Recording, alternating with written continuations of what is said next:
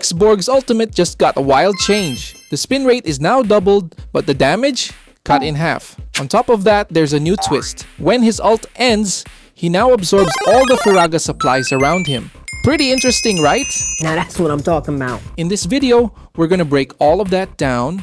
I'll try to clear up some of the mysterious parts that weren't really explained in the patch notes. And of course, I'll throw in my own thoughts. The pros, the cons, and what I honestly think this means for Xborg in the current meta.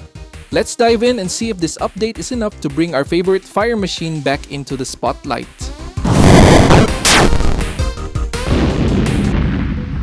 Kamusta everyone, Gyowu here, back at it again with another Xborg deep dive. But before we set things on fire, literally, I just noticed something. 92% of you watching right now aren't subscribed. 92%? That's almost as painful as missing your ultimate and watching the enemy escape with 1 HP. So if you enjoy Xborg plays, mlbb content, or just watching me slowly lose my sanity in solo queue, go ahead, hit that sub button. It helps a lot, and I promise to keep the content coming like Xborg's Endless Armor region. Thanks a lot, and now, let's burn through this patch. Alright, now that we've covered the major stuff about Xborg's latest patch, there are still a few things that left me scratching my head. So in my spare time, I did some testing, and I ended up with 3 big questions that still need answers. First, what's the actual range when Xborg absorbs Firaga supplies after his ultimate ends? Second, does the double spin actually give you double the Firaga supplies? And lastly, does the new ultimate buff instantly give you armor back? And if not, how fast does it recover? So let's break it down and test each of them one by one. Let's go! Does doubling the spin also double the Firaga supplies? Surprisingly, the answer is no. While Xborg's ultimate now spins twice as fast, it doesn't result in twice the number of Firaga supplies. Instead, this increased spin speed dramatically accelerates his heat stack buildup, allowing him to reach maximum heat much faster, which means faster access to true damage. Once max heat is reached during the ultimate, Xborg will still generate only 1 Firaga supply per enemy hero or jungle creep hit, just like before. However, here's the key difference with this patch. After the ultimate ends and Xborg absorbs all available Firaga supplies, if heat stack is still full, then the next Firaga supply will immediately drop upon hitting an enemy hero or jungle creep with either his first skill or a basic attack. This creates a quick opportunity for armor recovery or to sustain fights right after the ult. I'll break down just how fast this armor regeneration can be later, so stick around. To summarize, double spin equals faster heat stack buildup and quick access to true damage, and not more Firaga supplies. Firaga supply generation still caps at 1 per target during the ultimate. Post-ult, if max heat is retained, 1 bonus supply drops on the next hit. Now let's talk about the range of this new absorption mechanic when Xborg's ultimate expires. From testing, it seems there are 2 key scenarios to consider. What is the normal absorption range without using flicker? And once we know that range, will the absorption still work if flicker is used mid-ultimate? Let's break this down one by one and uncover what really happens when Xborg's Firaga supplies start flying back. After extensive testing, here's what I found. Xborg's absorption range is much farther than most players realize. It can even reach off-screen. But this only happens under specific conditions. To be precise, the absorption range is measured from the point where the Firaga supply drops, which is where it hits the enemy or creep, to your location when the ultimate ends. Here's what the data shows. When Xborg has full Firaga armor, the absorption range is roughly twice the distance of his flame sweep. When he is armorless, the range is about 1.25 times the range of flame sweep. In practical terms, this means the absorption range can go from edge to edge of your screen and even a bit beyond. Off-screen pickups are possible, but only if the ultimate expires, while you are still within range of where the supply dropped. What happens when you use flicker during the ultimate? Now this is where things get tricky. If you flicker within the absorption range, the Firaga supplies will still be absorbed normally. However, if you flicker outside of that range, even if the ultimate itself expired within range, the supplies will not be absorbed. It seems the game checks your location at the exact moment the ultimate ends, not where it started or where the enemies were. So careful timing and positioning with flicker are crucial if you want to maximize value from this new mechanic. In summary, absorption range can reach off-screen. When in active armor, it equals to approximately 2 times flame sweep range, and when in no armor is about 1.25 times. And finally, flicker must end within range or the supplies won't be absorbed. And finally, let's answer the big question. Will this new mechanic give Xborg instant armor recovery?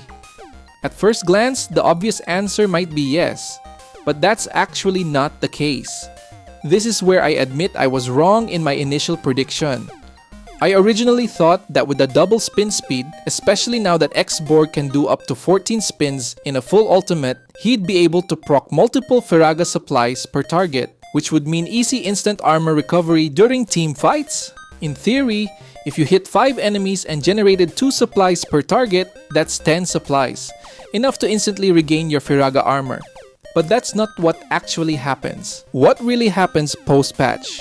As explained earlier, the supply generation is still capped at 1 drop per target during the ultimate. Then, after the ultimate expires and your heat stack is still maxed, 1 additional supply will be dropped on your next hit, either through skill 1 or a basic attack. Important detail, this second supply does not auto-absorb. You still need to manually walk over it or use skill 2 to pull it in, which is now the most reliable way to retrieve it instantly. So, how fast can you recover your armor now? Let's compare this to pre-patch behavior. Before, retrieving Firaga supplies mid-fight was almost pointless. They didn't home in like Bruno's ball, and it wasn't worth diving back into a fight just to pick them up. After using your ultimate, you were typically forced to recall because the armorless state left you as little more than a free kill for assassins like Zilong or Ling hiding nearby. Now, the game has changed.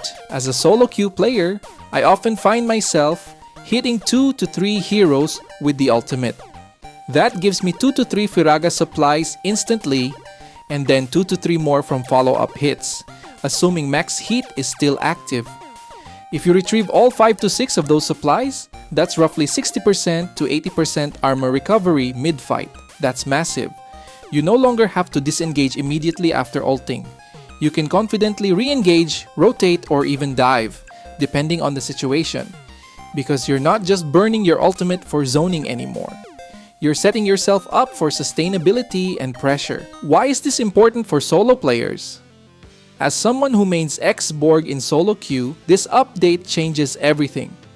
In the past, I typically saved Xborg's ultimate as a last resort, usually when my Firaga armor was low or about to break. Meanwhile, pro players often used it more aggressively for zoning, initiation, or disrupting backlines, regardless of their armor status. Now with this new patch, I feel confident leading with the ultimate even at full armor, especially when I know I can secure Firaga supplies afterward. The absorption range gives me more room to reposition with flicker or rotate without losing out on sustainability. Plus, the reduced cooldown on his second skill synergizes well with this style, letting you disengage, reposition, or re-enter fights more frequently. So, in light of all this, will Xborg make it back to the pro scene, especially in the EWC? Honestly, I'd say yes, but only in certain situations. With tank junglers like Baxia making a comeback, there's definitely room for Xborg in specific drafts, especially against tanky compositions. But is this current buff enough to make him a meta staple again?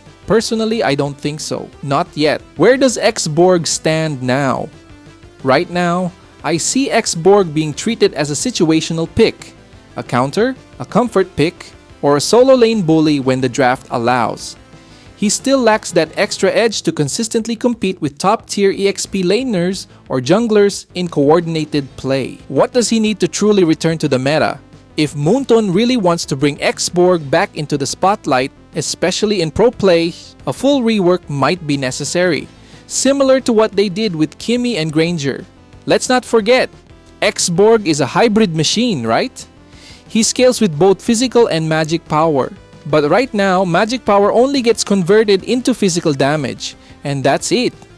There's zero interaction with magic item effects, except for Ice Queen Wand, which is the only item that actually gives him utility through slow. That's a huge missed opportunity. Imagine if Moonton leaned into this hybrid identity and allowed Xborg to actually benefit from magic item effects.